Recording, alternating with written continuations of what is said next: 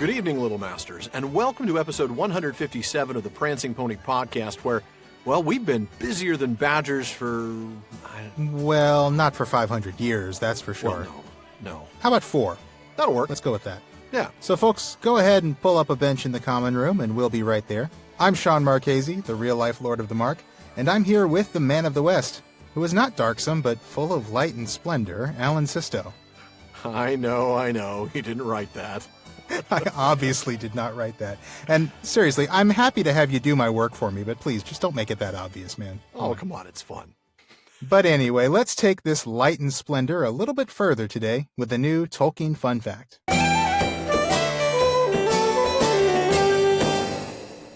Thank you very much for that music. Right on cue, too. Yeah, well, we try.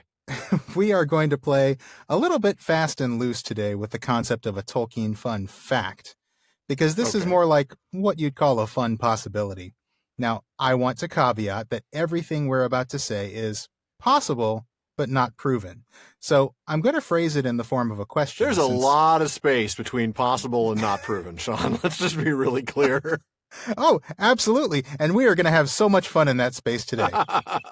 And we're going to phrase this Tolkien fun maybe in the form of a question. Okay. Because apparently we love Jeopardy references around here. Well, and here's the question. What do Frodo's dwarven mail and a popular British meat extract have in common? I don't know, but I'm afraid you're going to tell me, starting with what a meat extract is. I am going to tell you, but I am going to keep you in suspense about the meat extract as long as I can. So, let me take everybody back to episode 80, back in season 2, when Bilbo first got that kingly gift of mithril rings. Mm-hmm. Folks may remember that we did a philology fair segment in that episode about the word mithril. Now, that's a word that comes from Sindarin myth, meaning gray, and rill, meaning brilliance. Now, I said in that episode that mithril was the first Elvish word to be included in the Oxford English Dictionary. The authors of Ring of Words gave me that information, Gilliver, Marshall, and Weiner, and they report that mithril was added to the OED via a supplement that was published in 1976. As an aside, Gilliver, Marshall, and Weiner sound like a really boring accounting firm. I just have to tell you that. I'm glad that they chose to write books instead. I was thinking they sound like a really cool, rock supergroup. Oh, wow. Maybe. It'd be like a prog rock supergroup, like, right. Emerson, Lake and Palmer or something. Yeah, exactly. Sort of that's exactly what I was thinking of once you mentioned that. Well, anyway, back to the show. I remember talking about that and about how mithril, the word mithril, went on to become a staple of all sorts of fantasy games and literature. That's right. We had some fun with that conversation. Yeah, we did. Well, the inclusion of mithril in the Oxford English Dictionary was a moment of some significance, you could say, because it's actually pretty rare that anything like that happens. According to Ring of Words, very few words from invented languages ever achieve sufficient use outside their original context to be recorded in the OED. Tell me about it. All the words I've submitted, none of them have made it in. I know. You just got to become author of the century, and then people will start putting your words in the OED. Fair enough. Now, immediately after that, Gilliver and Company have this to say. But one rather striking parallel to mithril exists in the word vril. That's V-R-I-L. Mm-hmm. In Edward Bulwer Lytton's early science fiction novel, The Coming Race, 1871, the strange beings living beneath the surface of the earth are said to have discovered a mysterious power source, which they call vril. And that word is also in the OED.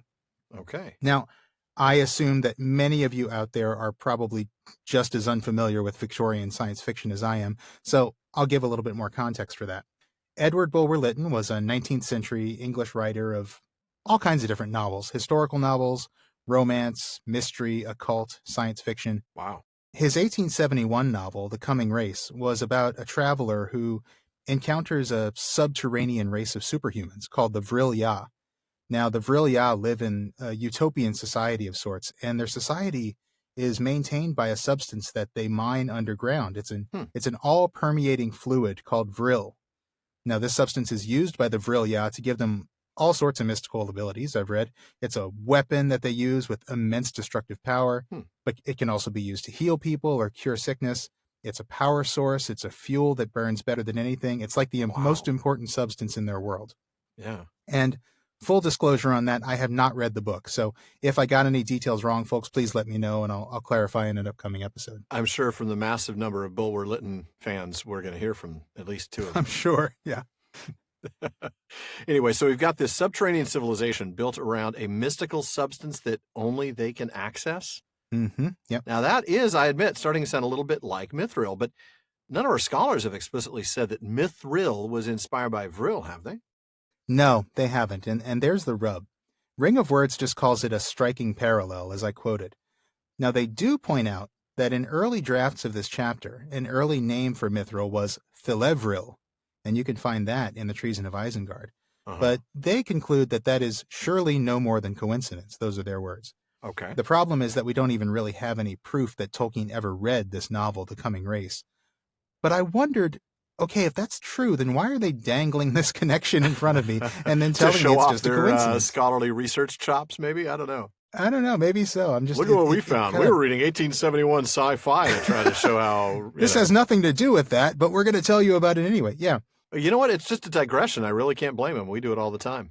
That is probably true. But if we had editors, I don't know. They're dangling this in front of me, and I had to learn more. So I actually reached out to friend of the show, Dr. Andrew Higgins. Ah, yes. I knew that he had done some research on the Vrilya because of their language. Bulwer Lytton invented a Vrilya language for his novel.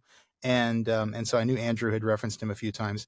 Mm-hmm. Andrew told me he thinks it is likely that Tolkien at least knew about this work. Huh. He said it was a very popular novel at the time. Okay. He also said, Tolkien did read some Bulwer Lytton.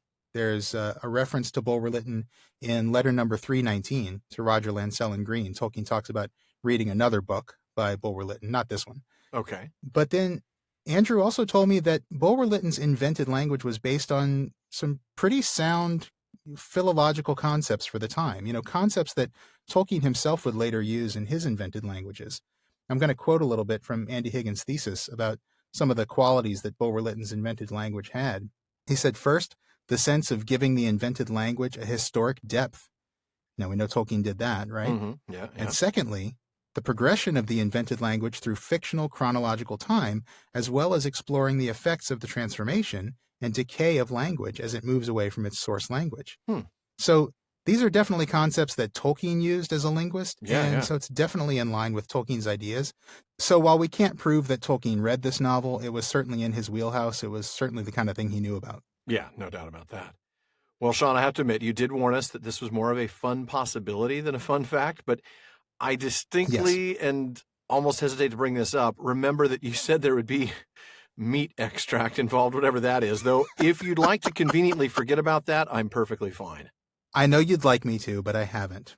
Okay. And I'm sure that our UK listeners are already way ahead of me on this, because on that side of the pond, there's a very popular beef extract paste. Oh, golly, you have Bovril. to add paste to beef extract. Why does that sound really wrong? All right. A beef extract paste called At least we're not talking about tentacles again. Thank goodness.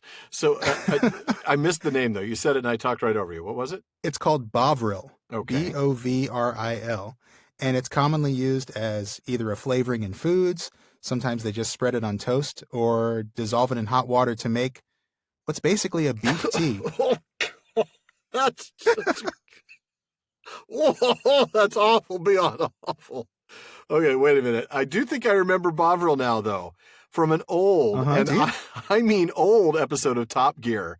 Jeremy Clarkson, I remember this now. He uses a Corvette engine in the studio, full-on straight pipe exhaust. He's got it powering a blender, and he makes a beef Bovril and Brick Smoothie. I've got to find the link for that. We'll post that in our show notes. That sounds delightful. Oh, yeah. Man. And it was hilarious because James drinks it, and then Richard drinks it, and then Jeremy's like, I'm not going to drink this. It was hilarious. But James gave it a wonderful name. If I remember correctly, he called it the Bloody Awful, which totally sounds like it. That's not the cocktail that's going to be taking the world by storm, I don't think. No. And I do have to say, I found out when you mentioned this that there was also a time that James May drank hot Bovril while driving a snowplow in Norway, saying, we all know that when it's snowing and it's cold, you have Bovril. That's a rule of life. Now, here's the thing. I like James, but I'm pretty sure I don't agree with him on that. But apparently it is a thing. Dude, so, I got to tell you, so my brother-in-law is English. He grew up in Sussex. I emailed him about it to ask, just get a little bit of an insider's view of the stuff. He loves it. I sent him a question about it. He sent me like 3 emails of like, just memories of Bovril and how much he loves it. And yeah, it is a thing. And now I want to try it, actually. I'm not going to try it with... Better you than me, man. Beef, Bovril, and a brick. I'm not going to do that, but... Oh, no, the brick was like what made it awesome. Well, anyway, so for Americans and anybody else who doesn't know what Bovril is, let's bring it back to this Tolkien fun, maybe. So Bovril was first developed in... It's just becoming less fun with every moment. This is our first ever Tolkien excruciating possibility. So Bovril was first developed in the 1870s. Now remember, that's when this novel, The Coming Race, was out and popular. It was first developed by an English businessman named John Lawson Johnston. And after originally calling it Johnston's Fluid Beef, I have no idea why he decided to change that name. Fluid Beef? I just can't. I'm done, man. So apparently... Done. What marketing department in hell approved that name? That's what I want to know. Oh my gosh. All right. So yeah, he ended up having to rename it Bovril after the Latin bovinus, which means ox, and vril from Bulwer Lytton's novel, which was then very popular. Oh, fascinating. And the idea was to suggest great strength obtained from an ox. Okay. Now, when I was chatting with Andrew Higgins about this, he said, when you consider the great strength of mithril, it's a really fun possible connection. And obviously, we've had way too much fun with it. Way too much fun with that. Yeah. So, what do Frodo's dwarven mail and a popular British meat extract have in common? Well, fortunately, not much. But both their names might be partially inspired by the same 19th century novel. Man, Sean, that was a really long segment just to conclude with an if you say so. But that's where we're going to end on that That's one. What I'm here for, man. Oh, man. Well, we are about to get back to the book, folks. I promise you eventually we'll get there. But before we do, we have a few amendments, perhaps? Let's call them clarifications. Fair enough. So back in episode 151, I made some jokes about... well, let's just say I was questioning how much knowledge of the mountains Boromir really had. Yeah, we were pretty hard on him. Yeah, I said something along the lines of, he's basically a prince of Gondor. He's not a Sherpa. Yeah. I compared him to Kristoff from Frozen and so on. Yeah, you get a little flack for that, didn't you? I expected to, but I did get maybe a little more than I expected to. Yeah, you did actually, quite a bit. The truth is, people accused me of calling Boromir pampered, which really wasn't my intent. I'm sure it came off that way, but that really wasn't what I was trying to say. Right. So I just kind of wanted to clarify here. I know Boromir is a valiant man. Oh, yeah. I'm sure that he is a much better guy to have by your side while hiking the mountains than, say, me. Yeah, probably. But can we all admit that he is kind of prone to boasting, and he is kind of prone to these ostentatious displays of manliness? I mean... We all remember the Horn incident, right? That we do. He's just kind of a swagger-filled guy, and I guess no wonder I like him. I generally assume that Boromir is always ostentatious displays of manliness and a little swagger. Yeah, that's right. He's my kind of guy, right? He would drink that Bovril smoothie for sure, just to I'll drink it. Yeah, he would do that. He would.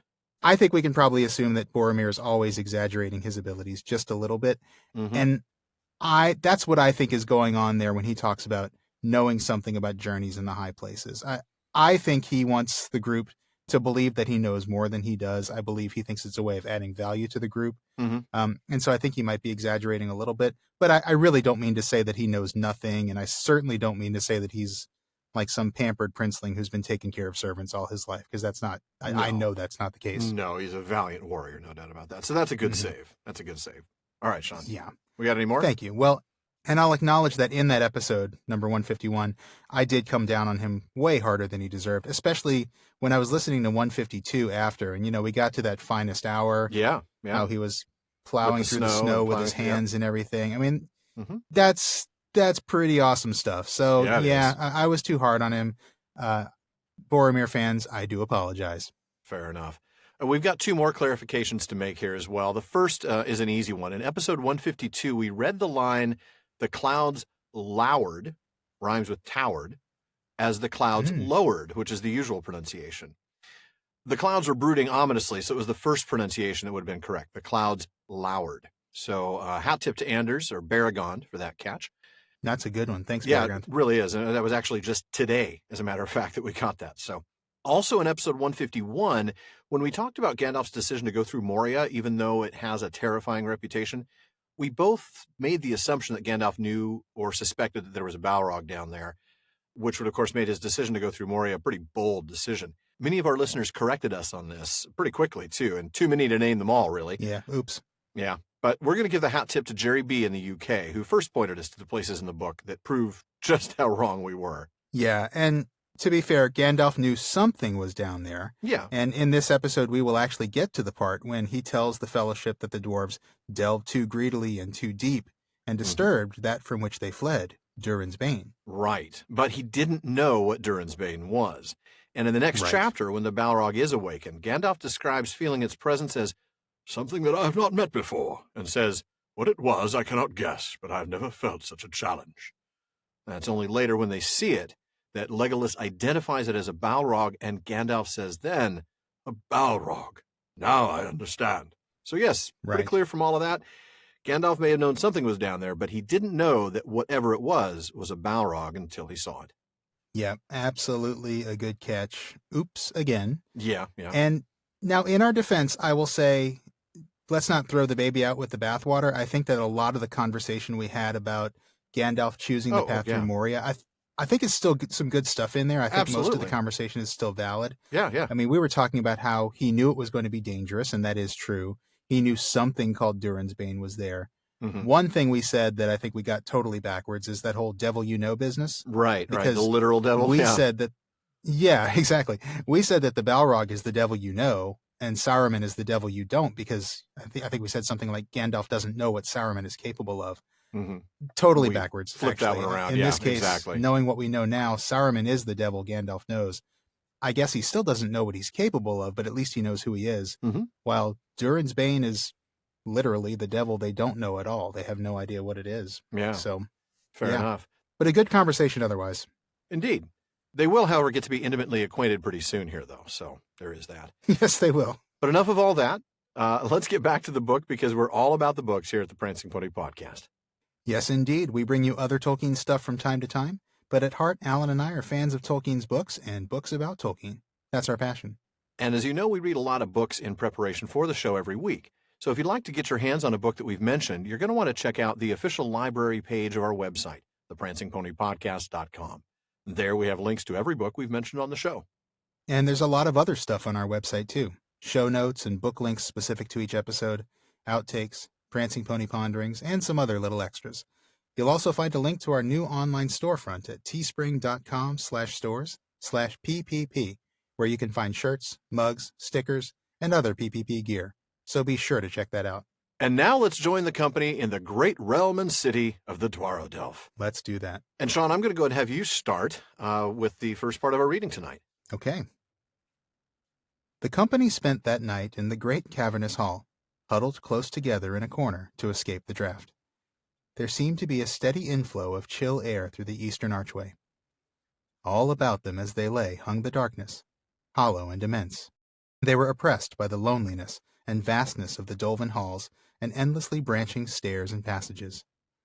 The wildest imaginings that dark rumor had ever suggested to the hobbits fell altogether short of the actual dread and wonder of Moria.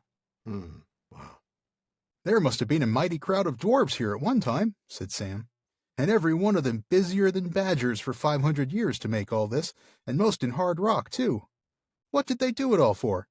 They didn't live in these darksome holes, surely. These are not holes, said Gimli. This is the great realm and city of the Dwarrodelf, and of old it was not darksome, but full of light and splendor, as is still remembered in our songs.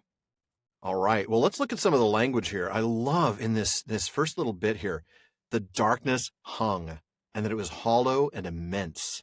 A hollow and immense darkness. This is vividly described. It's like almost a palpable darkness, almost a physical thing, an oppressive physical thing. Like that Mirkwood darkness. Yeah. That sort of just intense, sort of overwhelming darkness. Yeah. But this is different. This has that feeling of that airiness that gives you that sense that you're It's in like this empty. humongous It's the open hollowness. space. Yeah. Yeah. The It's a hollowness. good point. Yeah. It's physical, but it's not heavy so much as it is just Massive. Yeah. Yeah. It's like being in a vacuum. Yeah. Oppressed by the loneliness and vastness. The language here really does give you a sense of the anxiety, fear, this sort of overwhelming sense they get. Of being so tiny and alone in such a vast space. Yeah. It's a bit like the total perspective vortex from Hitchhiker's Guide. You know? The Frog Star Bee, right? Yeah. Yeah. Zaphod Beeblebrox, yeah. He did just fine. So, man. Instead of being oppressed by, a claustrophobic space, it's oppressed by just the sheer emptiness, the sheer size of the place you're in. And you just feel so tiny and insignificant in a place like this. And it's so dark. Yeah. Pitch black at this point. Now, I do have a little word nerdery on one of the words that I read just now, Dolvin, which is not exactly a common word, but if you look at it closely, you'll probably figure out that it's the past participle of delve, which means to dig. Right. And that's fun because we're going to have another archaic past participle in the song shortly, so that we will. Watch for that soon. Now, I love this idea that imagination is nothing compared to the actual dread and wonder. But what a combination that is. Dread and wonder. Yeah. That is an amazing couple of things to put together, isn't it? Yeah. This isn't like peanut butter and chocolate. These aren't things that normally go together. Right. Or Bovril and toast, apparently. Or Bovril and bricks, apparently. There you go. Yeah, this would be more like that. Yeah, this is pretty impressive. It's dread. Yeah, dread and wonder. It's just, you can't help but be sort of enthralled by how amazing this place is, even though it's terrifying. Yeah. It is a really awesome combination, and it shows you what Tolkien can do with just two little words, Yeah. So then we get Sam's observation and his, well, admittedly pretty tactless question. Well, yeah. They didn't live in these What holes, did they do all this work for? You people dwarves? Didn't live in these places, did you? And Gimli's answer, it wasn't dark once upon a time. It used to be filled with light and splendor. This was the great realm and city of the Dwaro-Delph. Which just means the dwarven delving, right? That is correct. Yeah, there's that archaic form Dwaro, which we talked about, I think, back near the beginning of The Hobbit. Yeah. And then the word Delph, which is pretty clearly just an archaic spelling of the word delve. Right. Now, I did look up in Appendix F, we actually get sort of the true Westron version of this name. Dwaro-Delph is actually the translation into English of the actual name of Moria in the common speech, which was Furunargian. That's a mouthful. Isn't it, though? Yeah, all those names, when we find out what the names really are of, the four hobbits and things like that, it's a little disturbing. Oh, like Banazir Galpsy and... Right. Yeah, I know. What? Say what? I much prefer the English translations. I can't remember Frodo's off the top of my head. But I can't. We'll get to them at some point. Yeah. Probably when we do the appendices in season 17, but yeah. Right. Right. Let's go ahead and get to the song itself. I have you reading the first two stanzas, if you would. And I'm actually going to pick up with the little bit of prose. Well, the intro from Gimli singing it or chanting it. Yeah. Yep. So we're going back to Gimli here. He rose, and standing in the dark, he began to chant in a deep voice, while the echoes ran away into the roof. And I'm sorry, I'm not going to do this poem in my Gimli voice because it's too nice. No, that's fair, yeah.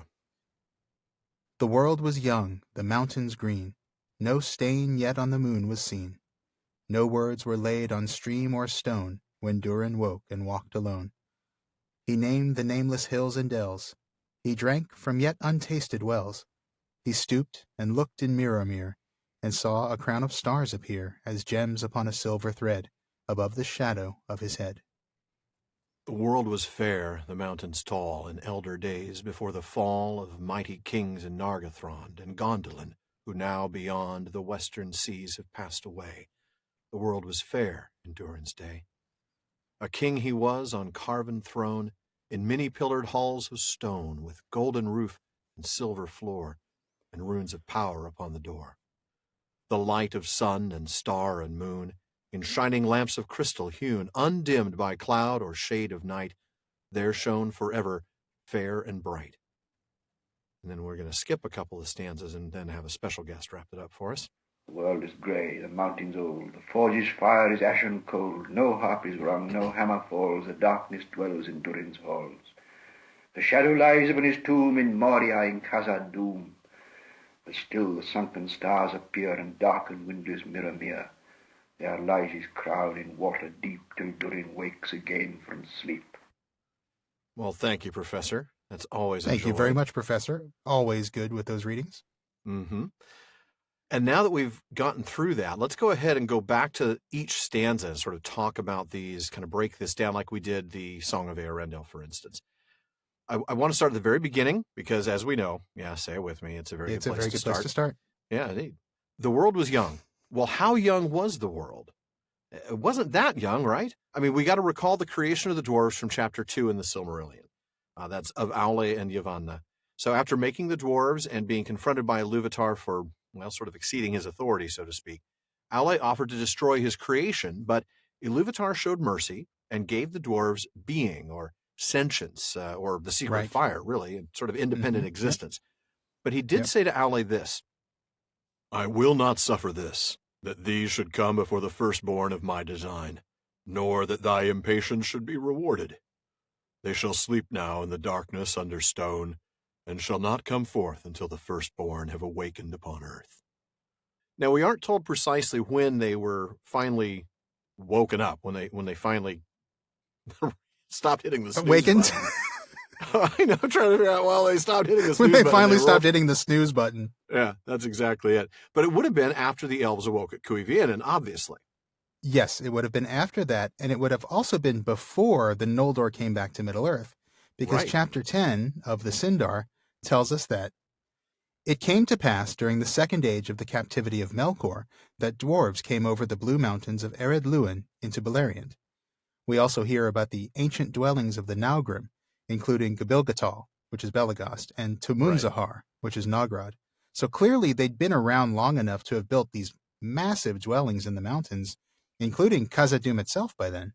Yeah, but the problem with that chronology is the line, no stain yet on the moon was seen.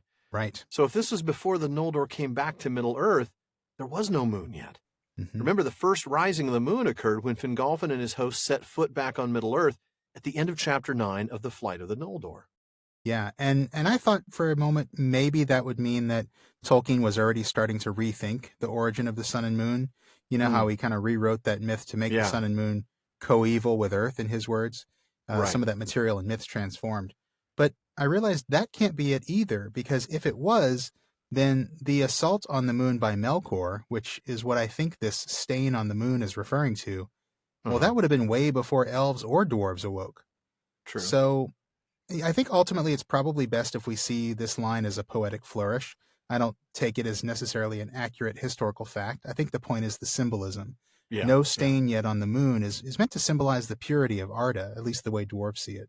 I agree. It makes sense. I thought about that looking through this, about the timeline, and are we dealing with, like you said, the new origins of the sun and moon? But I think it just makes more sense to take it poetically. Yeah. Yep, I agree. And face the facts that the dwarves who wrote this probably didn't know as much about the origins of the sun and moon. They wouldn't have known until the elves told them. The elves probably didn't tell them anything.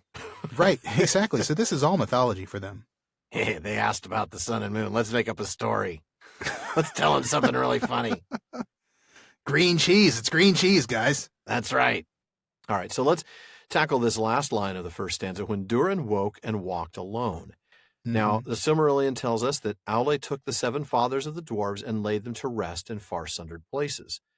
But this is more than just not waking up with his 6 buddies. In the Peoples of Middle-earth, we learned that the other 6 fathers of the dwarves all woke with their wives by their side, and many with followers. Or I shouldn't say many with followers, all with followers in different versions of the story. Some versions they didn't have followers, some they did, but all of them woke up with their wives. Durin, on the other hand, truly woke alone. The only one to awake alone. Yeah, exactly. So that is interesting. So he really was singled out. Yeah, yeah, absolutely.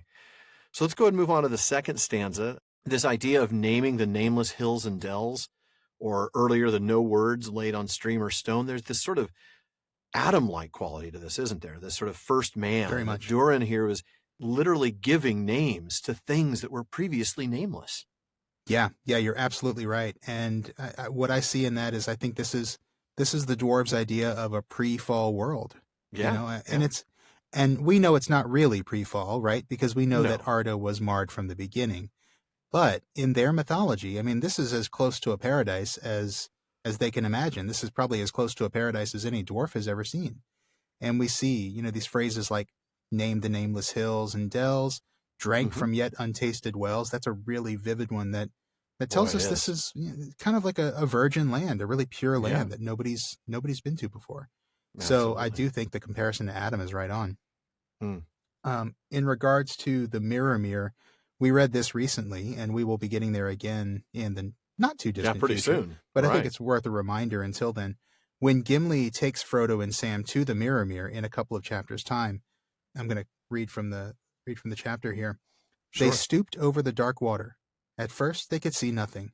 Then slowly they saw the forms of the encircling mountains, mirrored in a profound blue, and the peaks were like plumes of white flame above them.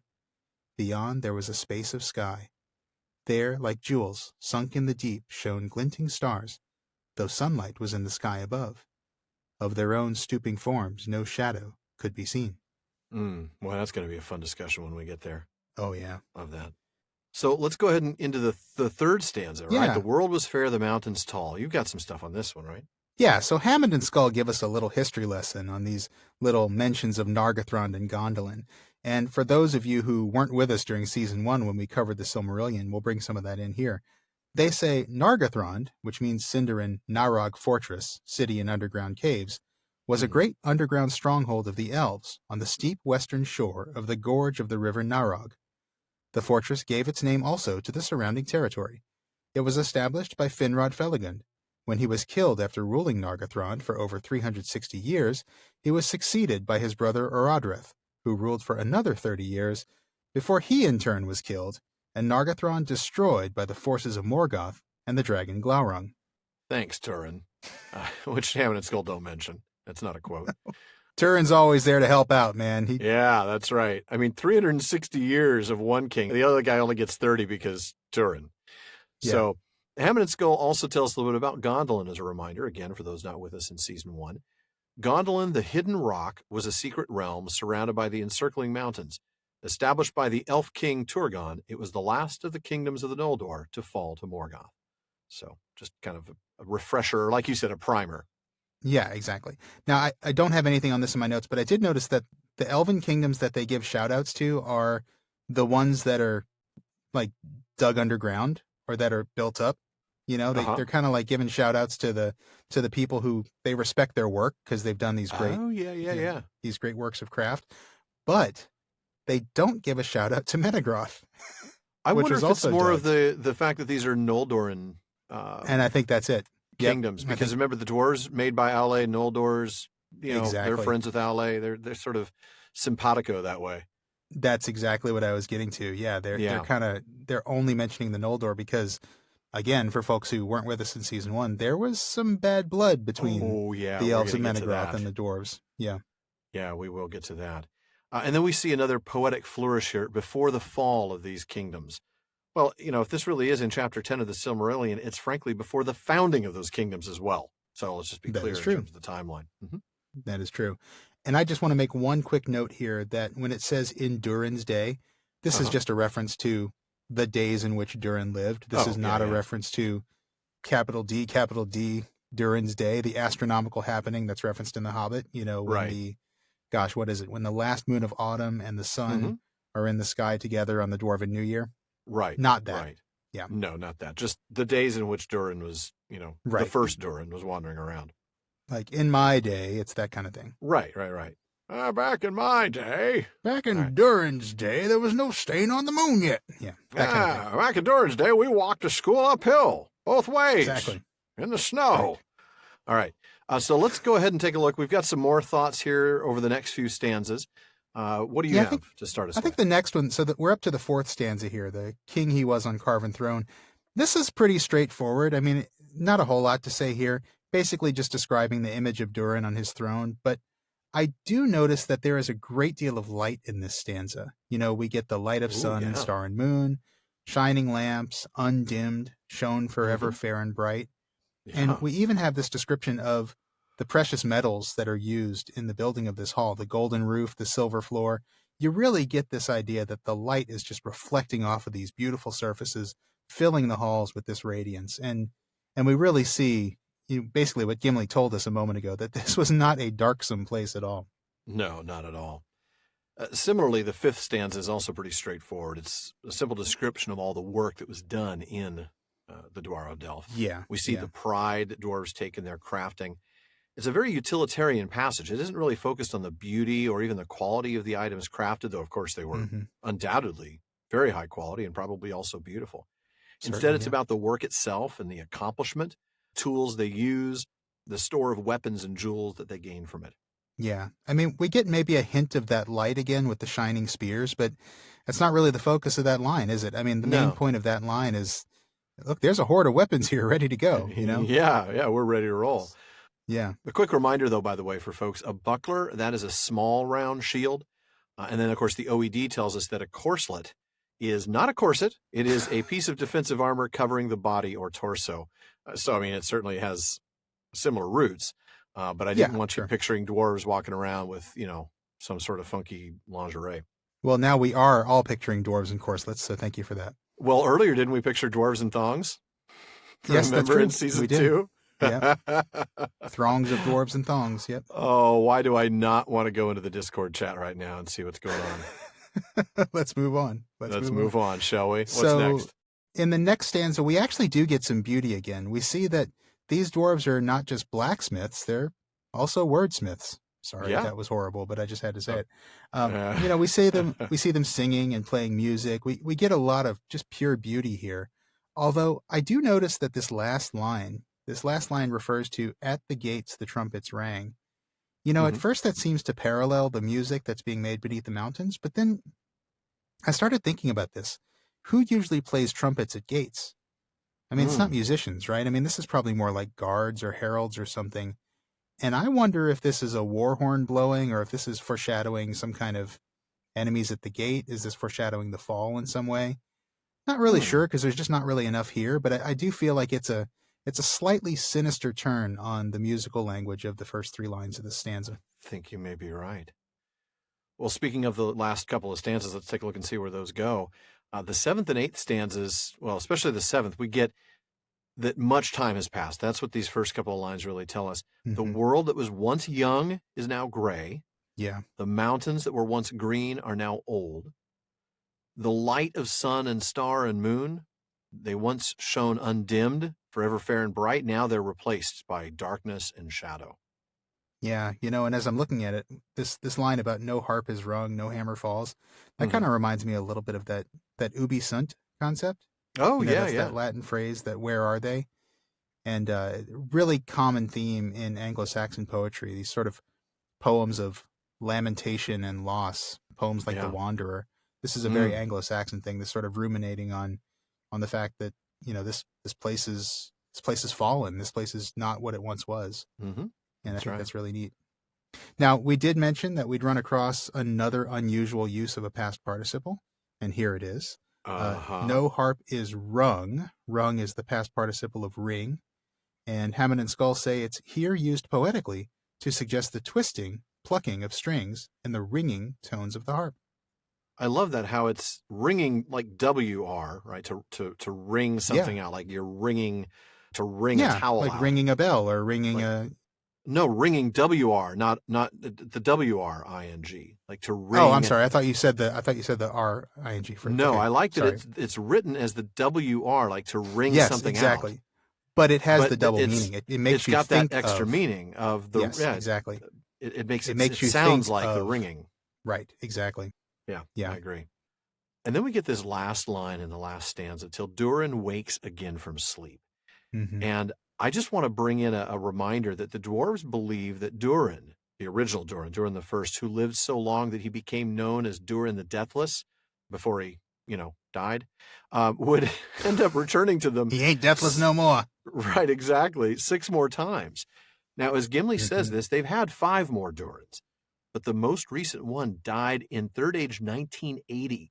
slain by the Balrog that the dwarves awoke, hence the name Durin's Bane. That's over 1,100 years ago at this point. But they believe that another Durin will still come again. And spoilers, there will be another one. Durin the seventh and last, who is descended from Dain Ironfoot. Now, he rules over a restored Moria in the Fourth Age. Not that we get to see it, but still, he's there. Right. Well, and that's what makes those last few lines so important, not just historically, but also symbolically. Because the ending of this poem, despite the fact that this poem goes from this glory to this fall, the poem ends in hope, doesn't it? Mm-hmm. And it ends in hope for rebirth and renewal. Yeah. And I love the fact that, where is it?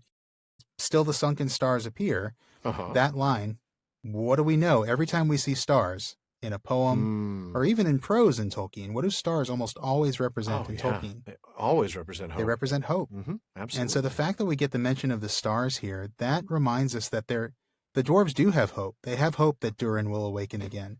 They have hope that the realm will rise again. And we see that hope I think we see it a little bit in Gimli's comments immediately before he sings the song, because to him, he still doesn't see this place as a darksome hole. He sees what it was, and he sees what it could be again. There's a really strong sense of belief in this renewal and this restoration that's going to come. Don't stop believing, Gimli. Don't stop believing. There you go. Don't stop believing. Exactly. Right here, Journey in the Dark. Don't stop believing. There you go. Oh, man. Gimli's singing. He's actually singing a little Journey in the Dark. He probably is. So, as I said a moment ago, we've got a poem here about glory passing into a fall and then, rising again in this sort of rebirth. And because of that, it reminds me a little bit of the song from chapter 10 of The Hobbit, the one that the folks in Lake Town sing about the Mountain King's return. Yeah, yeah. So, that was the poem. And then as soon as Gimli's done, we get this response from Sam, don't we? Yeah. This idea that, he likes it. He thinks it's cool. He likes He'd to learn it. it. He loves to learn songs, right? You know that. He's done that. He does.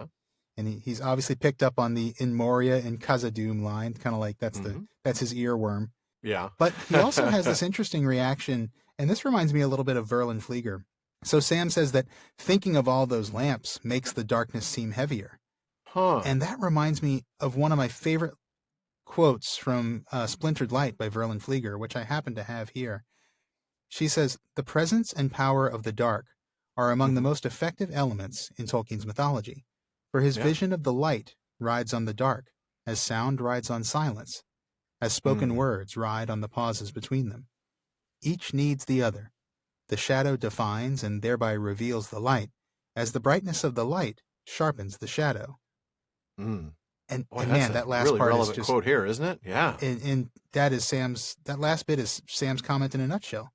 Yeah, thinking of that light makes the darkness seem heavier. And that's just, it's really fascinating when you go back and think of some of the things we were saying a little while ago about just this oppressive darkness and, agreed. And how much a poem like that can give you hope, but also just remind you, now I'm in the dark again. So. Yeah, that's right. Thanks for talking to me about all that light, because it's just really dark. Yeah. And then finally, Sam asks about the gold and jewels. Is that stuff still around here? A pretty practical question, but Gimli's response isn't to say anything at all. He's done. He's said his piece, and it's the chanting of the song. Yeah. So Gandalf gives us the bad news, which is probably not news to most of them there. That the orcs have plundered Moria. There's just nothing left anymore. No, and in fact, they do. Everything in the upper halls is already gone, and he kind of gives us that little foreboding hint that nobody goes below. Nobody goes down to those bottom levels. That's a good point. Yeah, the fear, or the shadow water, of fear. Drowned in water or a shadow of fear. Yep. Yeah, either one, not good. I'm going to go ahead and pick up there, because now we're going to learn about mithril, not Bovril, but mithril. Sean, I wish you'd run that whole segment by me for approval. That was, I don't know, man. I sent it to you before we recorded. You saw it. I know you did. I know. I'm trying to throw you under the bus, man. That was just I know you are, and I'm making sure it doesn't happen. You knew what you were getting into. I know I did. I didn't know it was going to be quite as bad as all that. I'm sorry. Johnston's Fluid Beef is still sticking with me. Johnston's Fluid Beef is, that really should be the title of this episode. No, it should not. It's not going to never be. And gosh, it's just awful. All right. So Sam asks, why do the dwarves want to come back if there's no more treasure here? What's the point of coming back? And Gandalf answers, for mithril, answered Gandalf. The wealth of Moria is not in gold and jewels, the toys of the dwarves, nor in iron, their servant. Such things they found here, it is true, especially iron, but they did not need to delve for them. All things that they desired they could obtain in traffic. For here alone in the world was found Moria silver, or true silver as some have called it. Mithril is the elvish name. The dwarves have a name which they do not tell. Its worth was 10 times that of gold, and now it is beyond price, for little is left above ground, and even the orcs dare not delve here for it. The lodes lead away north towards Caradhras, and down to darkness. The dwarves tell no tale, but even as mithril was the foundation of their wealth, so also it was their destruction. They delved too greedily and too deep, and disturbed that from which they fled, Durin's bane.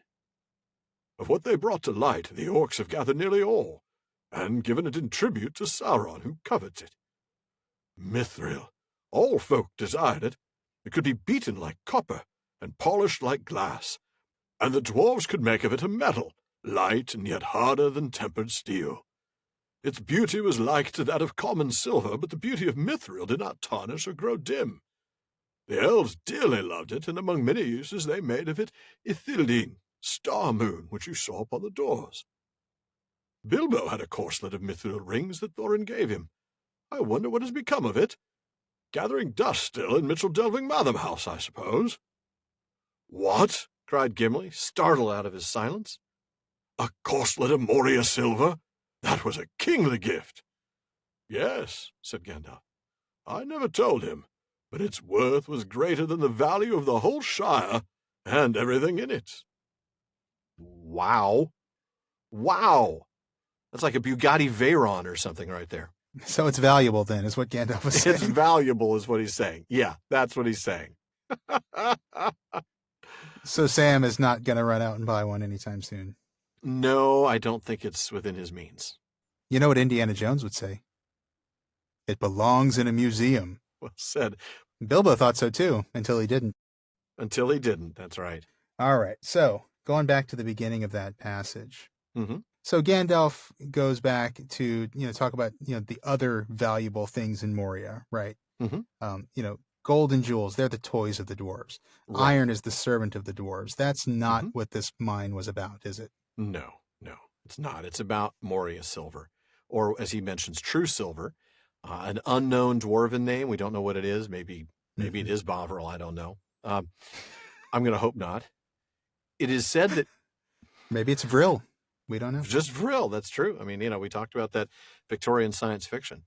Mm-hmm. Gandalf says here that here alone in the world is mithril found. But I want to point out that in Unfinished Tales, in The Disaster of the Gladden Fields, Tolkien describes the moment, and I know we've talked about it on the show at least twice that I can think of, that King Elisar, spoilers, that's Aragorn, found in Orthanc a treasure without price, long mourned as lost forever, the Elendil Mere itself, the white star of elvish crystal upon a fillet of mithril that had descended from Silmarion to Elendil, and had been taken by him as the token of royalty in the North Kingdom.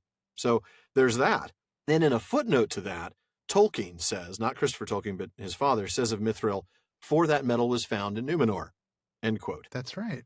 And then Christopher expands on that by reminding us that in the line of Elros, which is also in Unfinished Tales, we learn about Tar Telemaite, the 15th ruler of Numenor, who is said to have been called so, silver-handed, because of his love of silver, and he bade his servants to seek ever for mithril.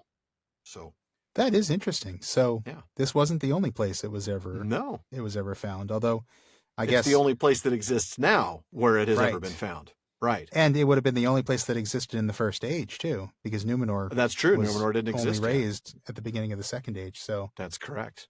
That is correct. That is interesting, though, that the Numenorians had access to it. Mm-hmm. So let's talk about this stuff. Yeah, absolutely. We know it had a value 10 times that of gold, but that was back when it was actually being mined, and there was a steady supply of it coming into the market. Mm-hmm. Now it's priceless. Beyond price. There's no way to actually put a market price on it because it doesn't get to market very often. If you can get the MasterCard mithril card, man, that's the best. The MasterCard mithril? Yeah. Yeah. That's serious, man. Priceless. That gets you into all the like airport lounges and you get really great rewards. The annual fee is really steep, though. It is. Sam cannot afford it. So it was the foundation of their wealth, right? It's what made them rich, but it also is what became their downfall due to their greed. Mm-hmm. Man, we get that a lot with dwarves, don't we? I mean, going back to season 2 in The Hobbit. Yeah. Not just dwarves, really. I mean, well, no, that's true. Greed is one of the sort of the cardinal sins in Tolkien's world. I mean, we see it with, well, somebody like Thingol. We see it with Fëanor. You know, we see it. Yeah. Oh, we definitely see it with Fëanor. Maybe it's more of a servant of Aule thing. I don't know. Maybe. Although Thingol wasn't. So, yeah. No, that's true. So then we get the mention of Durin's Bane, which of course we'll run into quite literally in the next chapter. Yeah. For now, we just know that they awoke this terrible thing. And then we find out something very sad, which is that most of what was ever mined out has actually been gathered up by the orcs and given to Sauron. Yeah. Who, of course, covets it because he covets everything. Of course, like he's Sauron. He learned from the best, didn't he? Right. I mean, Morgoth, who named everything unto himself. Teach me how to covet. Teach me, please. Teach me how to covet, master. That's great. You have to wonder now, where is it all now in the Fourth Age or any later age? Because when Barad-dûr was destroyed, one has to presume it was in there somewhere. Did it just get blown out in the explosion of Barad-dûr? So now there's like little bits of mithril all over. Maybe when the foundations collapsed, it was buried. Oh, that would be sad. I tend to think that that's the most most poetic thing to have happened. Yeah, is for it all. Somebody should go digging for that because that's gonna make somebody really rich. Well, I mean, that's where they're getting all the material for those mithril cards. Oh, so I guess somebody's got it. There you go. Well, let's talk about the qualities of mithril itself, right? Tell me a little bit about that. Pretty amazing stuff. I mean, it's malleable like a soft metal, so it's probably like something like copper in terms of being easy to work with, and yet it can be polished like glass. So it's going to be really shiny, really beautiful, and also can be made harder than tempered steel. Oh, man. So it's like the best of all worlds. And also beauty like ordinary silver, but it never tarnishes. That is an amazing combination of qualities. It really is like the best of all possible worlds. I mean, easy to work with, looks beautiful, never tarnishes, and hard. I wonder how they change it from something that's malleable like copper and yet eventually can be made harder than tempered steel. I'm assuming they don't make it an alloy. I don't know anything about smith work, but maybe something in the way they forge it or temper it or something. Maybe, I don't know. Yeah, I'd have to do some research. That might be something to look into for the postscript for this one. But I can't quite imagine them, like I said, making an alloy, lowering the value by blending it with another metal. So it's got to be something to do with the process itself. But we'll take a look. Yeah, maybe as they purify it or something. Maybe. I don't know. Maybe. So it was used in Ithildine, as on the doors that we've seen. And like we talked about back then with the doors of Moria, we speculated that there's a possibility that the moon runes were written using a pen of mithril. Right. With some sort of mithril in there. And then, of course, one of the other purposes for it was to make armor like the corselet of mithril rings owned by Bilbo. That Thorin gave to Bilbo back in The Hobbit. Yep. Which comes up here. And Gandalf wonders where it is. He has no idea. Of course. I wonder where that incredibly valuable thing is. Yeah. That Bilbo just left with the museum because it belongs in a museum. Well, of course Bilbo's it does. an Indiana Jones fan. Thanks, Indiana. Right. Yeah. Gimli's reaction is classic. Startled out of his silence. What? I'm sorry. What? There's a what? Where? Excuse me? Why did my father Glowin never tell me about this? Yeah. Right. Yeah. But he says it. He's got the most dwarvish response. Once he kind of collects himself, his very dwarvish response. That was a kingly gift. I'm reminded of what Tom Shippey says about the dwarves' kind of tendency towards understatement. Yes. Yeah. I mean, that is an understatement. You're right. This is a kingly gift. I don't know. It's a little bit more than that, honestly. It's a gift for like a dozen kings at once. Yeah. Right. It's an incredible exactly. value. And so that's kind of what Gandalf gives us a little perspective on when he says the value of it was greater than the value of the whole Shire and everything in it. So not just the land, But all the improvements on the land, all the livestock, all the people. This is this is the monopoly board and all the houses and hotels. I mean, it's that's right, and all the cash in the bank. Yeah, right. It's everything. Exactly. Yeah, exactly. We didn't get to Frodo's reaction, and we're not going to read it. But I really liked his response. Did Bilbo know? That's his thought. Did he know when he gave this to me how much it was worth? He concludes that he probably did. But in that process, what happens? His thoughts go to Bilbo. Starts thinking about to home. Rivendell. Yeah. To Bag End. Yeah. Yeah. That is a very hobbity thing to do, isn't it? Isn't it? That's exactly what I'm thinking. Thinking of home in the midst of darkness. It's very hobbit. Yeah. It's very Bilbo in the Hobbit especially. in season 2. Yeah. We got so much of that Baggins versus Took stuff, and this is a real Baggins versus Took moment. Frodo just thinking of home. I wonder, do you think Bilbo knew how much it was worth? I mean, Frodo seems to think he did. I don't know if Bilbo would have known quite how valuable it was. Because Gandalf, obviously we know Gandalf didn't tell him, so he would have had to find out on his own. I just don't know how he would have done that. He probably suspected it was worth a lot. I'm thinking maybe he would have found out from Balin, who came and visited him. You know, we find that out at the end of The Hobbit, so maybe he finds out from them. I'm just thinking. I don't know. When we talked at the end of season 2, we talked about Bilbo's generosity in giving away so much of his money and his share of the treasure and everything. Kind of amazing that he gave this incredibly valuable thing to the museum at Mitchell Delving. I mean, until he took it back, but he did. He did give it to them. He didn't keep it. He didn't try to sell it. No. Pretty cool. That's a good question. It's a pretty cool thing for Bilbo to have done, to have given it to the museum. Absolutely. If he had, he knew it was valuable, even if he how didn't. Valuable it was. Yeah, exactly. And then to give it to Frodo, on top of that, to say, all right, we're going to go ahead and take it out of the museum now. I guess it was just on loan, and then to give it to Frodo, permanently as he goes on this journey. Right. The next section I'm going to have you read. We're going to get to see Gollum again. This guy again. I know. All right. A deep silence fell. One by one, the others fell asleep. Frodo was on guard. As if it were a breath that came in through unseen doors out of deep places, dread came over him. His hands were cold, and his brow damp. He listened. All his mind was given to listening, and nothing else, for 2 slow hours. But he heard no sound, not even the imagined echo of a footfall. His watch was nearly over when, far off where he guessed that the western archway stood, he fancied that he could see 2 pale points of light, almost like luminous eyes. He started. His head had nodded. I must have nearly fallen asleep on guard, he thought. I was on the edge of a dream. He stood up and rubbed his eyes, and remained standing, peering into the dark, until he was relieved by Legolas. Wow. I want to start by looking at the continued sensation of dread that Frodo's experiencing here.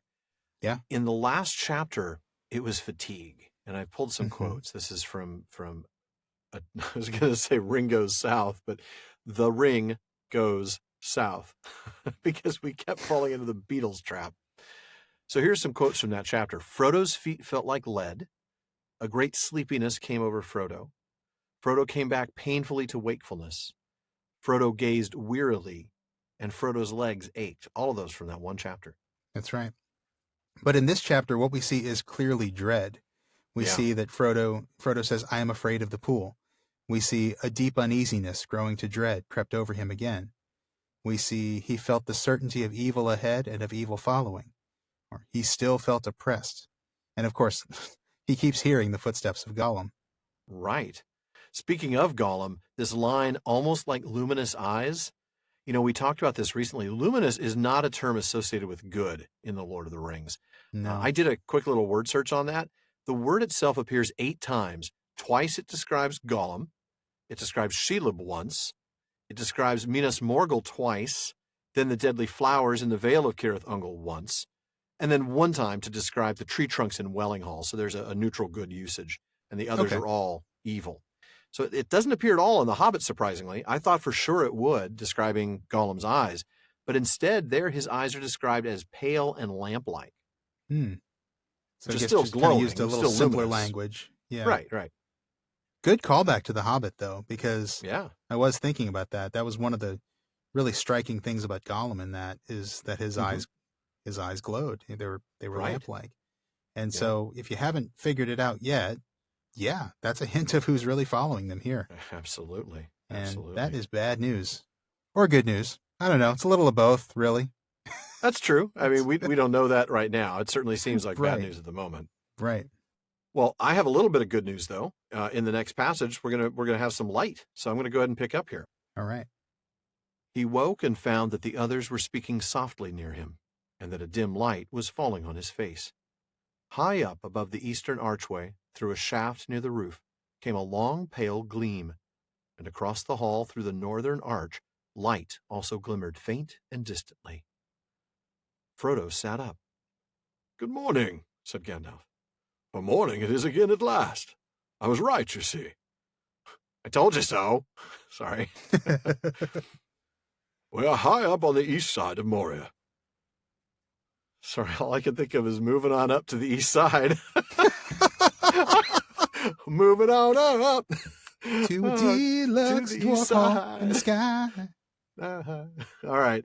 For those of you not familiar with 70s and maybe early 80s television, that was the theme to the Jeffersons, man. Moving on up. Moving on up. Boy, that is really, that's digging deep into the archives of my brain on that one. I don't know how that came up, but I don't know, but it's really funny because not long ago we were talking about how Terry Jones shares my birthday. Another person who shared my birthday was Sherman Helmsley from the Jeffersons. Oh my goodness, no way. Yeah. That is just phenomenally awesome right there. I love it. All right. I'm going to try to read that again without thinking we digress. We do. "We are high up on the east side of Moria. Before today is over, we ought to find the great gates and see the waters of Mir lying in the Dimril Dale before us." "I shall be glad," said Gimli. "I have looked on Moria, and it is very great. But it has become dark and dreadful, and we have found no sign of my kindred. I doubt now that Balin ever came here." Well, I got good news and bad news for you, Gimli. I mean, keep up hope, Gimli. Come on, don't stop believing, man. You're wrong. The bad news is he came here, but he never left. Yeah, that's right. Bad news is he's still here. Oh, yeah. Man. But let's get back to the good news. We got some light finally, right? Yay! Woohoo! Light! Oh, finally. And Gandalf explains where they are. They're high up on the east side. They can be out today, although, again, bad news for repeat readers of this book. We know that this is a very sad thing to hear from Gandalf because, of course, he's not going to be making it out. No, he's going to end up being rather like Balin. Yeah. Gimli's statement, though, not only did he doubt that Balin ever made it here, but Moria has become dark and dreadful. This must weigh so heavily on his heart. I mean, just so heavy. Especially when we think of just a moment ago, he was talking about, he was seeing it as, the bright place that it used to be. Yeah, absolutely. He was singing that or chanting that song. Yeah. Mm-hmm. Yeah. My goodness. Sad. It is. Sad and scary. Mm-hmm. But they need to keep moving, and that's where I'm going to have you read. All right. We will pick up with the Fellowship having a nice little brupper. Oh, how did I know you were going there? No, this is a flat-out breakfast. This is not a brupper. This is a breakfast, Sean. Don't make brupper It's a brupper thing. to me. They're all bruppers to me now. They are. Of course they are. All right. After they had breakfasted, Gandalf decided to go on again at once. "We are tired, but we shall rest better when we are outside," he said. "I think that none of us will wish to spend another night in Moria." "No, indeed," said Boromir. "Which way shall we take? Yonder eastward arch?" "Maybe," said Gandalf, "but I do not know yet exactly where we are. Unless I am quite astray, I guess that we are above and to the north of the great gates, and it may not be easy to find the right road down to them. The eastern arch will probably prove to be the way that we must take, but before we make up our minds, we ought to look about us. Let us go towards that light in the north door. If we could find a window, it would help, but I fear that the light comes only down deep shafts." Well, the goal is to get out. Get out now. Get out! Get out of the caves! Yeah, don't spend another night here. Let's just get out of this place. Let's keep moving. That's right. Gandalf gets his bearings a little bit. He figures out that they are, as he had suspected before, a little bit too high and also a little bit too far to the north of the doors they're looking for. Right. We need to go so down he says, and move towards the south. Yeah, exactly. So he says, let's get a little bit more information about where we are before we make a decision about where to go. Wise idea to do that. We'll find out in the next chapter that this actually is the 21st Hall of the North End. And we get a couple of clues here in the text that their camp is in the hall in either the northeast or southeast corner. Right, Sean, that's you want right. to tell us about those? Yeah. Yeah, because we know that they were huddling in a corner to escape the draft, but we know it's not one of the western corners because a moment ago when we saw the passage I read about Frodo's watch being over, he thought that he saw pale lights far off where he guessed that the western archway stood. So if the western side of the hall is far off, then obviously they're not in one of the western corners. No, but they're in a corner, so that must mean they're in the eastern corners. One of those two. Well, we know what they're going to find here, don't we? Yeah. Might as well read it. I'm going to go ahead and pick up shortly after you left off. You're going to finish out the chapter, aren't you? I am indeed, actually, as a matter of fact. My goodness, it feels weird to say we're going to finish this after 5 episodes. I know, yeah. As they went along it, the glimmer grew stronger, and they saw that it came through a doorway on their right. It was high and flat-topped, and the stone door was still upon its hinges, standing half open. Beyond it was a large square chamber. It was dimly lit, but to their eyes, after so long a time in the dark, it seemed dazzlingly bright, and they blinked as they entered. Their feet disturbed a deep dust upon the floor, and stumbled among things lying in the doorway, whose shapes they could not at first make out. The chamber was lit by a wide shaft, high in the further eastern wall. It slanted upwards, and far above, a small square patch of blue sky could be seen. The light of the shaft fell directly on a table in the middle of the room, a single oblong block, about 2 feet high, upon which was laid a great slab of white stone. "It looks like a tomb," muttered Frodo, and bent forwards with a curious sense of foreboding, to look more closely at it. Gandalf came quickly to his side. On the slab, runes were deeply graven. And then, of course, we get an illustration of the runes. "These are Dairon's runes, such as were used of old in Moria," said Gandalf. "Here is written in the tongues of men and dwarves, Balin, son of Fundin, lord of Moria." "He is dead, then," said Frodo. "I feared it was so." Gimli cast his hood over his face. Oh, man, that is a heart-wrenching moment right there. Gimli. I know. I mean, he's had this hope until this moment, you know? Yeah, he really has. Goodness. All right, well, let's go back to the beginning of that passage. Now, remember, they're in a hall with entrances on each of the 4 cardinal directions, north, south, east, west. They came in from the west, and they're thinking about taking the east exit. Right, but the light came from the north. So they headed north, and then there was a chamber off to the right of that, which is to the east. So kind of above the eastern half of the 21st Hall is this room. So it's to the north and the east, and we find out later in the next chapter that this is the Chamber of Records, the Chamber of Mazarbul. Right. Now, we're going to just skip past the things they stumbled among lying in the doorway, right? Because they don't know what they are yet, and I don't think we want to know what they are, do we? No, not yet. Okay, good. We'll talk about it next time. It's not pleasant. No. So we get this really beautifully dramatic image of this shaft of light just falling directly on the slab of rock. So cinematic. I mean, it really is. Oh, it is. It's great. It's right in the middle of the room, 2-foot-high block with a single slab of white stone on top. Yeah. And so that, of course, gives us a sense of foreboding. I mean, there's clearly something significant to this. Yeah. Frodo does appear to be the first to approach it, which kind of surprises me. I would have expected maybe Gimli. Maybe Gimli first, or perhaps Gandalf. And Gandalf is, of course, the next one. He follows Frodo. He comes quickly. I guess he probably knows that they might need help translating or something. Yeah. Well, you would imagine that Frodo probably met Balin at some point. Balin would have come, because that he could met be with because Bilbo. Balin did visit the Shire, didn't he? Yeah, he did visit the Shire. He did visit Bilbo. After that journey. So unless he just didn't bother in the last 30 years or so, but you don't know. Yeah, interesting. He certainly would have known a lot about him. Yeah, that's true. There would have been stories if nothing else. Yeah, he would have felt close to him even if he hadn't met him. Well, you mentioned the image of the inscription. Why don't we talk a little bit about the Yes. runes themselves? I think it's a good idea. If you look at that image, the runes there, if you transliterate them, they read, and I'll do this. So the first line is Balin. Second line is Fundinul. The next line is, I don't know why I agreed to say this, Uzbad Khazad-dûm. Okay. And we only know what that means because of the next line, because the next line actually translates everything as Balin, son of Fundin, Lord of Moria. No spaces between the words, just one string. No, and V's for the V sounding F's, right? For like that's right. That's right. So it is phonetically spelled. Yeah, they use V instead of Fundin is a different F than the V. Right. Than the F and of. You're absolutely right. Right. So they are rendering it phonetically.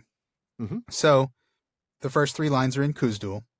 The fourth is in common speech, which rendered as English, as the common speech is always rendered in English.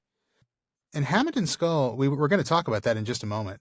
Yeah, but we will. I do want to share some of Tolkien's thoughts about the inscription as it was printed in the book. Hammond and Skull tell us that Tolkien was actually a little bit disappointed in the way these runes were reproduced from his drawing. They quote him as saying that the lettering was neater and firmer than the original, neater and firmer than the drawing that he submitted. Tolkien said, "But I should have preferred a much closer copy. The style of the original has not been caught. The heavy strokes are now far too heavy, and irregularly so. The characteristic thickening at some of the acute angles has been removed, making the letter forms look much more ordinary and modern." Wow. Of course Tolkien's got an opinion on this. I love it. Of course. And I wondered about this.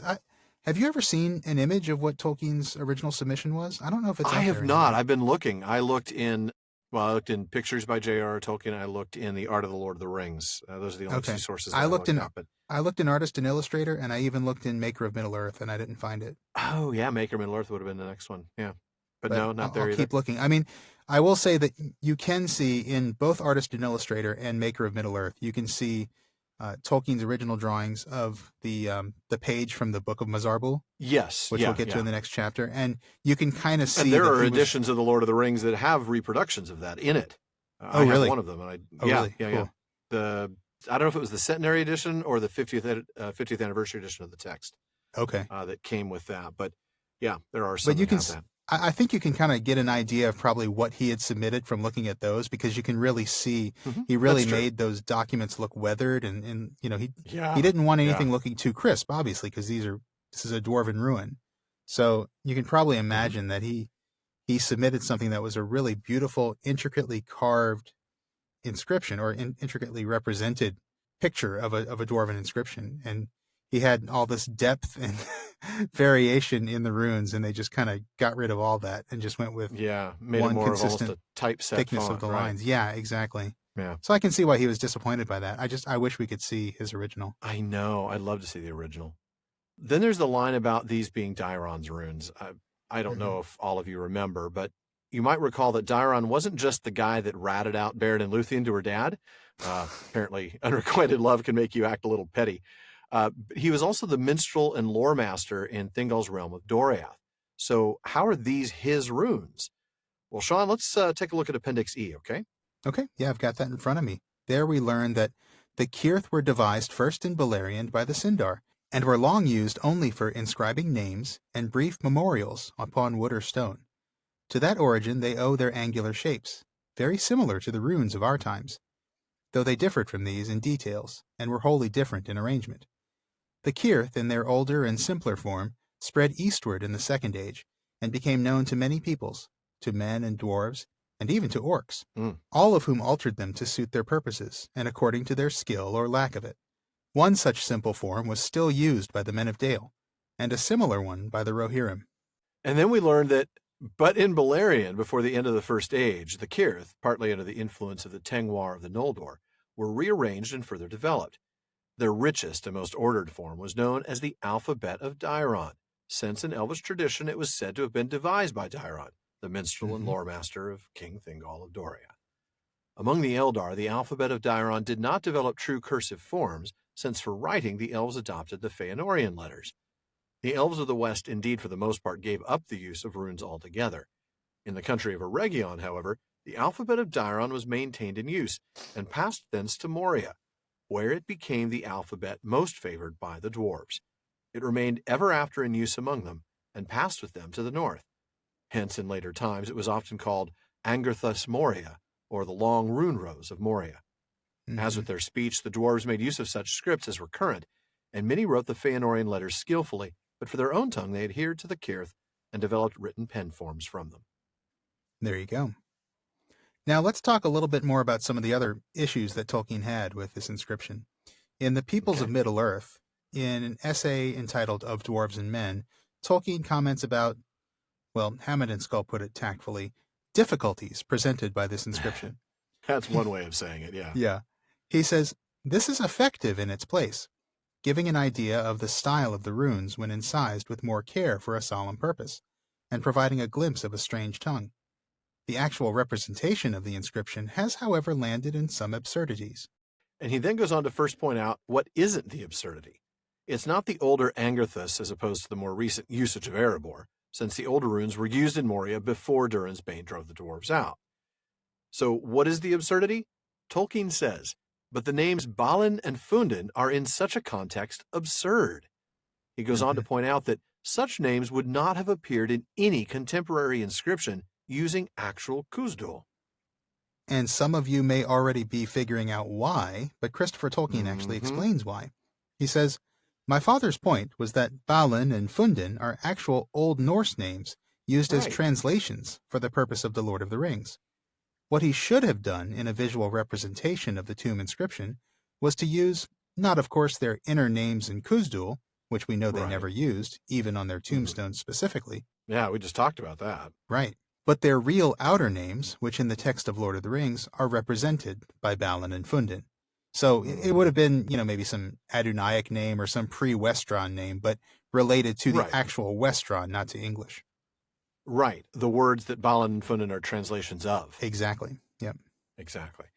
And of course, Hammond and Skull also point out one other thing. The use of actual English instead of actual Westron or common speech in the last line of the inscription is also absurd. That should have been in Westron.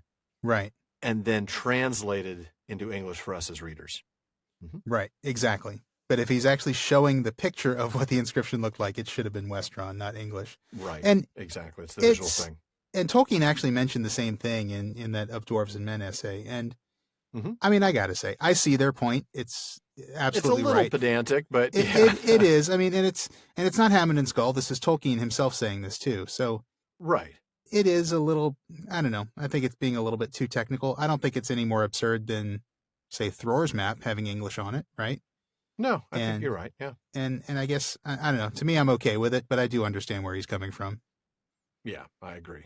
I just think it's a clear sign of how much of a perfectionist Tolkien was. Something that boy, yeah, you're not we're kidding. all okay with. And frankly, I loved reading this as a teenager because I'm like, ooh, I can read these runes. Exactly. I can decode them, and they don't say buy more Ovaltine or be sure to drink your Ovaltine. Or buy more Bovril, which would be buy more Bovril. Oh no, we've come full circle. We have. Oh, man. Well, so is Balin. Poor Balin. But yeah, clear sign of just the way Tolkien reacted to his own writing. It's very much a perfectionist and very quick to point out things that he thought were absurd later. But back to the text, Frodo feared he was dead. Yeah. Now it's proven. And yeah, Gimli just doesn't say anything, covers his face. No. I guess he can stop believing now. Mourning, I suppose, right? I mean, this is... Oh, yeah, I'm sure. Yeah, no, I'm sure he's sad. He's got to deal with this, Just heartbreaking for him, and the fact that that Moria was not reestablished, that this kingdom did in fact fail, or it was, but it failed again. Well, right. So we kept on telling Gimli not to stop believing, but now he can stop believing. Now he can stop. You can stop now, Gimli. Well, folks, Balin may not be going anywhere, but we've got some things still left to do. We've got Bartleman's Bag coming your way in just a minute, and even when that's done, well, you know the thing. The talk continues all night long here at the Prancing Pony. That is absolutely right. We've always got lots of discussion happening in our social media spaces. At our common room on Facebook, you'll find comments, questions, corrections, and more on every episode, as well as updates from us throughout the week. Just look for the Prancing Pony Podcast on Facebook and click the like and follow buttons. And now we have another common room on Reddit. You can find great discussions there at r/prancingponypod. And as always, you can find us on Twitter and on Instagram with the handle @prancingponypod. Follow us wherever you might be. And if you like us, share us on Facebook, Twitter, Reddit, or anywhere else you can find Tolkien fans. And if you really want to let the world know your feelings about us, especially if they're good feelings, give us a review on Apple Podcasts. The more reviews we have, the more visible our podcast is. That helps others find us in this great community of Tolkien fans we've built together. And finally, if you'd like access to exclusive content like postscripts, quarterly specials, PPP swag, and listening to a live episode being recorded, as so many people are doing right now, check out patreon.com/prancingponypod to find out how you can join the fellowship of the podcast. Now, I think it's time to see what Bartleman has in the mailbag for us tonight. Sean, what do we got? Okay, the first one we've got today is a comment from our old friend Tanya in New York. Tanya made some comments on Facebook in reference to a couple of recent episodes. I'm thinking of 151 and 152. This is back when we talked about who or what was behind the snow on Caradhras. Now, folks may remember, we thought it probably wasn't Saruman, despite the very memorable scenes from the movies of Christopher Lee yodeling. We thought it... Yodeling. I think of the trolling, the troll... Trollololo. Yeah. That's the one. Sorry to bring that up, everybody. We thought it could be Sauron, but we really wanted to believe... What? I said you're not sorry. I'm a little sorry. You're the guy who brought Bovril into all this, so I don't think you're sorry for this little thing. Anyway, go ahead. I'm the guy who brought Bovril to a Tolkien discussion. Seriously, man. Well, we thought it might be Sauron, but we really wanted to believe that it was some malicious personification of the mountain itself. Right. Well, Tanya gave us some ammunition for that theory that I really, really like. So here's what she said. Yeah. She said, yes, despite what the movies would have us believe, the storm was the ill will of the mountain. I have a theory of the cause. Remember how the Misty Mountains came into being? They were reared by Melkor to hinder the riding of Orome. Yep, and that's in Chapter 3 of the Silmarillion. Right. Going back to Tanya, and we know that Melkor passed much of his own power, and probably will, into the substance of Arda. Yeah. It's probably not too far-fetched to assume that his creations would be bent towards his ultimate purpose, and will show animosity towards dwellers of Arda whom Melkor wanted to subjugate and ultimately destroy. Uh-huh. Wow. I don't know about you, Alan, but I love this theory, and it makes perfect sense to me that the ill will of Caradhras could be a little bit of malice left over on account of its maker. Yeah. Almost certainly. I mean, these mountains were raised specifically with evil purpose, with a malicious intent by Melkor himself. Right. And we know that much of his strength passed into his works, so much so that Arda itself is referred to as Morgoth's ring. That's right. So I think that's an absolutely great explanation, Tanya, and I thank you for it. It fits perfectly. Yeah, it really does. It does. Yeah. And by the way, to those of you who have written into Bartleman to say that we're reading too much into this, some people have said that maybe it's just the narrator embellishing, or maybe it's the characters projecting onto an inanimate object. Yeah. I hear your objections, but I am sorry. I really do think that there is very clearly a malicious force at work here. And now, thanks to Tanya, I think I know what to call it. Yeah. I hear your arguments, and I dismiss them. So next up, Paul in Colorado, one of our patrons whose name we mention at the end of every episode, thank you, Paul, writes in to ask, I had a question about the idea of whether or not it would have been a good idea for Elrond to choose Glorfindel to join the Fellowship, an idea that Gandalf discouraged. During the Flight to the Ford chapter, as Frodo was nearly in the Wraith world, he was able to see Glorfindel as a glowing white figure. We know that is as he is upon the other side, one of the mighty of the firstborn. So if Elrond had named Glorfindel to be one of the 9 walkers, wouldn't he be a big giveaway to Sauron and the Nazgul? He'd attract a lot of attention to a party that's trying to move with stealth and secrecy. Very good point, Paul. Sean, anything to add on that? Yeah. 100% yeah. I mean, that's a lot of with the kind of power that Glorfindel was packing, I mean, having him accompany the Fellowship, I feel like it would be like having Boromir blow his horn every 10 steps and shout, Calaquendi in the house. You know, it's like... Calaquendi in the house. I love it.